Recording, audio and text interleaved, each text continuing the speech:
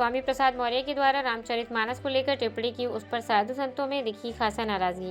रामचरितमानस पर समाजवादी पार्टी के स्वामी प्रसाद मौर्य ने टिप्पणी की, उसको लेकर अब तक के साधु संतों में खासा नाराजगी देखने को मिली।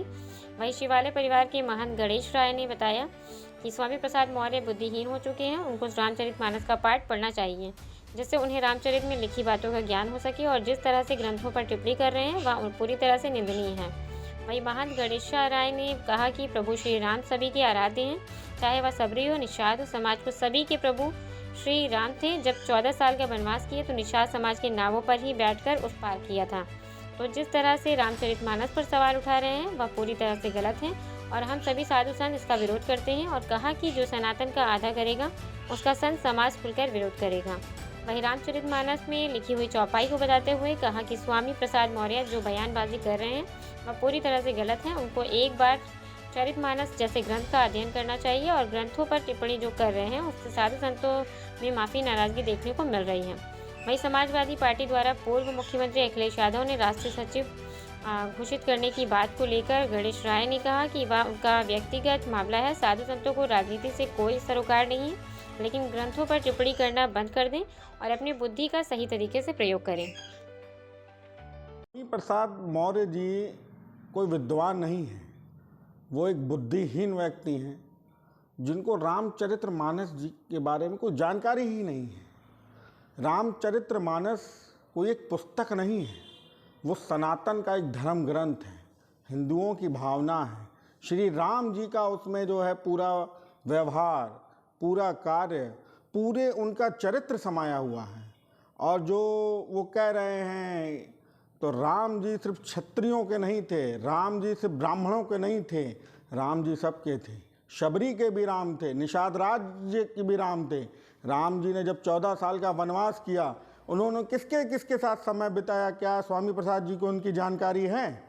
स्वामी प्रसाद जी को चाहिए पहले आए यहाँ सरयू जी में स्नान करें, यहाँ के विद्वानों से आके जानकारी लें, तब वो उसके बारे में जो भी कहना है वो कहें। ये युग के लोग जो घूम रहे हैं इनका समय बहुत नज़दीक आ गया है। शिशुपाल बने जो ये स्वामी प्रसाद जी घूम रहे हैं, इनकी भी गिनती की जा रही है, इनका परिणाम भारी होने वाला है। ये कलयुग के शिशुपाल हैं और इनका भी अंत समय जरूर आएगा। वाक्य बता रहे हैं, आज मैं कुछ उन वाक्यों पे एक दृष्टि डालना चाह रहा हूँ। एक उन्होंने श्लोक है हम लोगों का, पूजा ही विप्र सकल गुणहीना, पूजा ही न शूद्र गुण ज्ञानहीना। इसमें जो विप्र की परिभाषा है, पहले वो स्वामी प्रसाद जी से पूछे विप्र कहा किसको जाता है। विप्र उसको कहा जाता है जो ज्ञानवान होता है।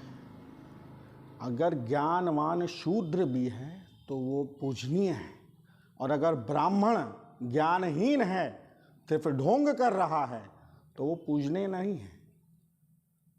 जिस प्रकार स्वामी प्रसाद मौर्य जी रामचरितमानस पे राजनीति कर रहे हैं, तो ये ज्ञानहीन हैं, बुद्धिहीन हैं, इनकी बुद्धि खत्म हो चुकी है।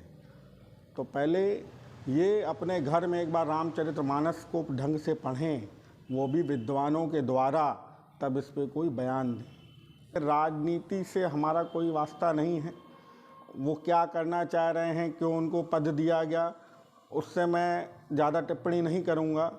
पर मैं ये कहूँगा, जो सनातन को आघात पहुँचाएगा, आघात पहुँचाने की कोशिश करेगा या आघात करने वालों का समर्थन करेगा, सनातन उसका खुल के विरोध करेगा, चाहे वो जो हो।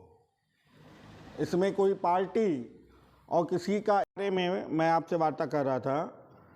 पूजा ही विप्रशील गुणहीना, शूद्र न गुण ज्ञान प्रवीणा।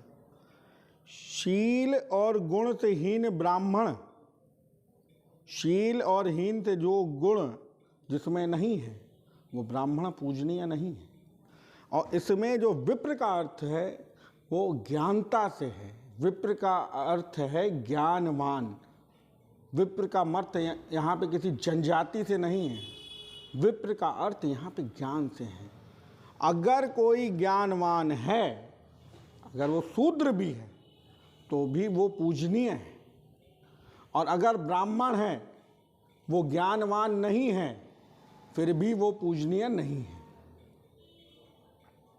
तो ये जो स्वामी प्रसाद मौर्य जी हमारी श्री रामचंद्र मानस, जो श्री रामचंद्र जी का साक्षात इसको स्वरूप भी कहा जा सकता है, जिस पे श्री रामचंद्र जी का साक्षात्कार है, यानी उसमें उनके चरित्र का वर्णन किया गया है, इसके ऊपर उंगली उठा रहे हैं तो वो बुद्धिहीन हैं, कलयुग के शिशुपाल हैं।